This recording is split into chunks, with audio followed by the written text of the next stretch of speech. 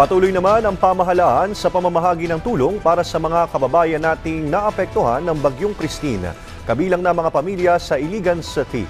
May balitang pambansa si Sharif Timhar ng Radyo Pilipinas, Iligan. Ipinagkaloob ng pamahalaan sa pamamagitan ng Office of Civil Defense o OCD Region 10 itong araw ng Lunes, Nobyembre 25 ang 50 mga salalipak sa mga pamilyang lubos na naapektuhan ng matinding hagupit ng Tropical Storm Christine sa lungsod ng Iligan noong Oktubre 25. Ayon sa isang benepisyaryo na si Cyber Kent Requiso, residente sa Barangay Hinaplanon, winasak ng naturang bagyo ang kanilang tahanan kung saan nagdulot ito ng trauma sa kanyang 1 taong kulang na sanggol.